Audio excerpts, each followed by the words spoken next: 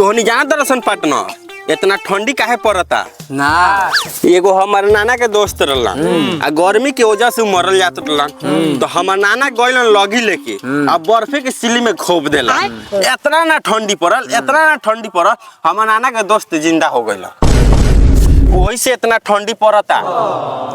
चुप साला लाबरा। ए सोई नु कहता नी हम लाट से खोद देलन। साला ये ठंडा में होगलो मुश्किल हो गइल बा। सवेरे से सोचत तानी कि होगे जाई कि ना जाई। साला होगे के तो होग लेम, बाकी पानी छुए में गाड़ फाट जाई। अगर जे गाड़ में ठंडा मार देलक तो गाड़ आम के अचार लेखा हो जाई। हाँ, यही के चलते ना 10 दिन से खाता नहीं ना पियता नहीं। उ कहे रे साला? देख साला, ना खाना खाए ना हगास लागी, ना पानी पिए ना मुतास लागी। 10 दिन से हमर हगल मुतल खाएल पियल सब बंद बा। वही से मेहरारू के संगे दिन रात राजाई में रहता है। यही बात पर हमरा एगो बात याद पड़ गल। का हमारे नाना के दोस्त एगो खिस्सा कहले रहलन। का थी? एगो कुत्ता रहे गइल रहे जंगल में तो कुत्ता के बहुत जोर से प्यास लागल रहे आ वहाँ जंगल में दूर दूर तक पानी के व्यवस्था ना रहे। अच्छा। तो जाना तो लोग बाद में कुतवा का कइलक? का कइल? अपने से अपने मुंह में मूत लेलक। ये खिस्सा बा तोहर। अरे साला सन ठंडा बढ़ गल बा तो हिसाब से रह सन। आ सुन ना साला, तू अपना बाप के कह दिए ठंडा में काम ना करेला, ना तो लाड़ पर ठंडा मार दी गाड़ चियार के मर जाइए। हमारे नाना के दोस्त एगो और ही बात कहले रहलन। ये साला तू अपन नाना के दोस्त से गांड ले कारे साला भर में से तो नाना के दोस्त याद पड़ता रहन। रे साला का इतना फालतू बात बोलत रिस रे? ज्यादा खिस बरई बसनु तो अपने द्वार पर से बेलगा दे। बैगन ए तो तोरा द्वार पर लाड़े बैठी। ए चलो सरे चल। ए सुन ना, तोरा नाना के दोस्त के लकड़िया सूख गल हुई, तनी हमरो लकड़िया पर ध्यान दिए। भागा सन साला हमर द्वार पर भागा सन। साले जेकरे दूरा बैठे के ओकरे आड़ दागे की।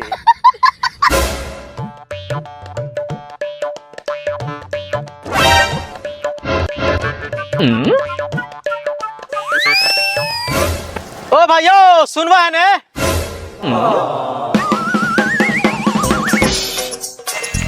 हाँ बोला का हो? अच्छा ई बताओ एक गौवा में हमर ससुरारी केने बा? केने बा? हमर नारे जानता केने बा? काहे ना बोला तारा हो? ए मरते नाम बताइब तबे न पता बताए। हो हमरा ससुर जी के नाम हो बकलोल महतो। अच्छा बकरोल चाचा के घरे जाए के बा। चलो छोड़ देता नहीं। ठीक बा चलो छोड़ दा हमरा के। बैठा।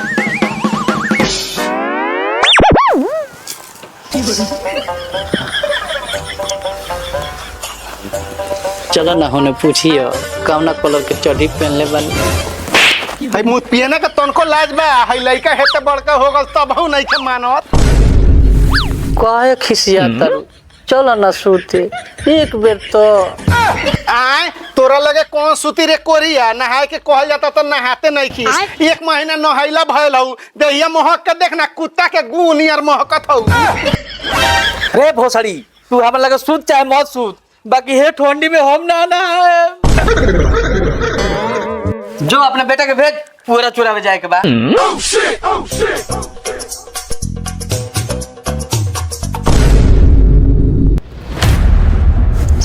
ए जी सुना तनी तुनवा तो घर में नहीं खे। आय घर में नहीं खे अब के तो बाल्टी में पानी लेके लेटरिन में गइल हो। चल तो हम अपने से देखो तनी।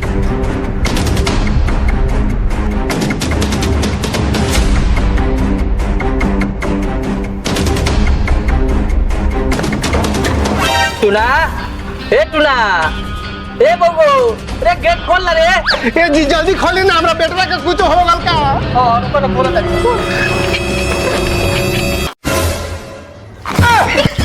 एकरा का हो गल ये?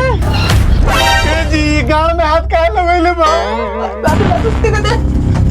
अरे हमर बाबू तोरा का हो गल बा? ए टूना हई गाल में से हाथ निकाल हमर बाबू। पूजा देख रे घर में ठंडा मार देले बा। होके के तो हो गले ले बा। जैसे ही गाल धोले में एकरा घर में ठंडा मार देले बा। ए जी अभी कैसे ठीक होई? चलो द्वार पर डॉक्टर के बुलावा तनी। चली चली। हमारे बाबू जल्दी ले चलिए हमारे बाबू के जी। हमारे बाबू के का हो बोले भगवान, हमारा टुनुआ के का हो बोले, टुनुआ के पापा जल्दी डॉक्टर के बोलाई। ए जी क्या बोल कब आया डॉक्टर साहब? हमारा बाबू के चूतर में से हाथी खोलते नहीं गए, टुनुआ के पापा ही कौन बीमारी हो गई? बस वो आते हो यार, फोन को देले बनी तो धीरज रखो।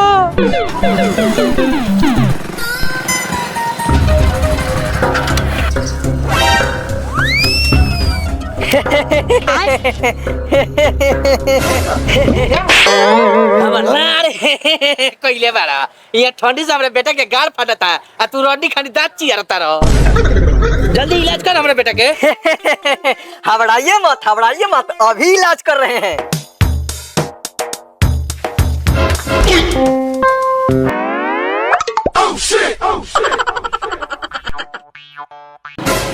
बस रुको। यह बकलोल चाचा के घर जाइन। ठीक बा।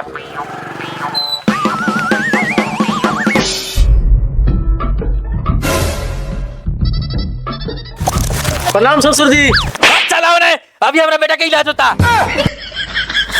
ए जी दामाद जी नु बानी। ओ दामाद जी, उठी राजी हम झाड़ देता नहीं। ये हमारा सार के का भल बा कि गार उठा के सुतल बा रहन। एकरा गांड में ठंडा मार देले बा, ओकरे इलाज करावता नहीं। आए हमारा सार के गार में ठंडा मार देले बा। ओ ए दामाद जी चली रहुआ घर में खाना खा ली तले टुनुआ के पापा टुनुआ का इलाज कराओ तो। हां ले जा, खाना खिया बतले, हम इलाज करा के आवता नहीं। चली बउआ जी जा चल। बउआ, जा।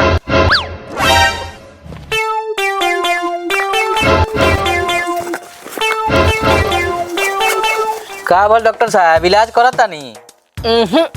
एक और कोनो दवाइये नहीं खे मिलत। ए तो हमरा जूजी के डॉक्टर हवो जे दवाई नहीं खे मिलत। आय देखिए फालतू बात मत बोलिए।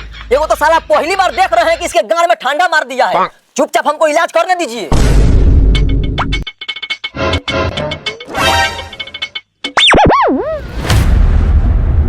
देखिए आपका बेटा जिस पानी से अपना गार धोया था बैगन वो पानी बहुत ज्यादा ठंडा था, जिसके कारण आपके बेटे का हगने वाला रास्ता बर्फ की तरह जम गया है।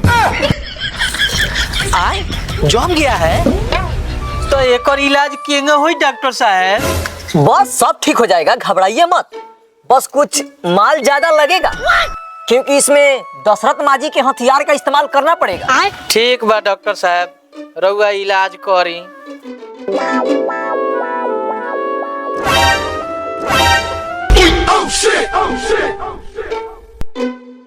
आइए इधर आइए। ए महाराज, ई का करता नहीं? अरे महाराज हम जो कर रहे हैं आप शांति से रहिए ना, इसको पकड़िए। नो अस्थिर रहो। डॉक्टर साहब तनी हिसाब से। अरे आप अस्थिर रहिए ना। देख ले लो हई छेनी हथौड़ी के कमाल। तारा बेटा के होगे वाला रास्ता खुल गए। वाह डॉक्टर साहब वाह, रउआ तो कमाल कर दी। रउआ ऐसा डॉक्टर तो हम आज ले ना देख ले रहनी है। हाँ तो चलो अब माल निकालो। तो बउआ जी खूब खानी नु भर पेट। हाँ खूब खैनी है। चल वाह हमार सार के गार तो ठीक हो गए। हमरा का भरल पापा? तोरा गांड में ठंडा मार देले रहल, ओकरे इलाज करावत रहनी हो। आ सुन ले, एकरा बाद से होगे जाइए तो गर्म पानी लेके जाइए। ठीक बा पापा। तब मेहमान कहू ना समाचार। सब मस्त बा, आ जिंदगी झींगा के झाट में व्यस्त बा। आ खाना खैनी है मेहमान? हो खा लेनी हो। आ मेहमान हो इतना ठंडा पड़ता, अरे वो एगो शर्ट पहन के हीरो बनता नहीं, अरे वो ठंडा नहीं लगत का? हमरा वो ठंडा, अरे रोज खानी हम दुगो अंडा, तक कहाँ से लगी हमरा ठंडा। मेहमान खाना वाना तो खाइए ले बानी, अब रात होखे वाला बा, चली सुतल जाओ, बाकी साकी बात बियान हुई। ठीक बा, तब चली सुते। ये ओने कहाँ जाता नहीं?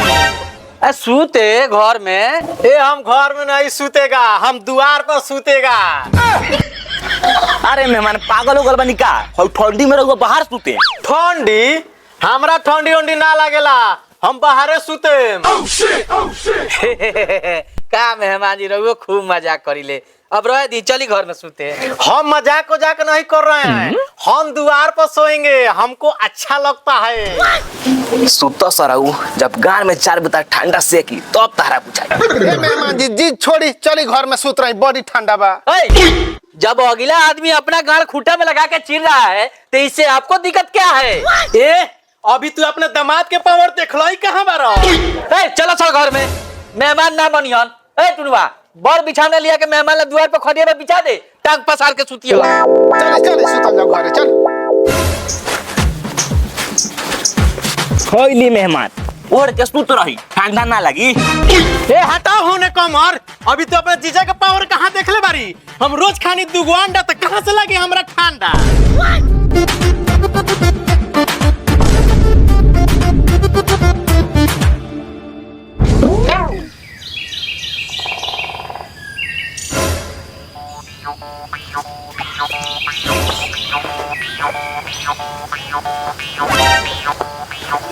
मेहमान ए मेहमान अरे उठी चली गर्मा गर्म पानी से हो गे मेहमान ए मेहमान मेहमान मेहमान अरे भियान वाल उठी ए मेहमान चली हो गे पापा पापा हो का भरे बगो देखो ना पापा मेहमान हो गए नहीं खोन जात मेहमान ए मेहमान बुझा त साला मुसहरवा के दामाद खाली टाइट हो गए का बोल जी बुझा त साला लाल के दखिन चल गए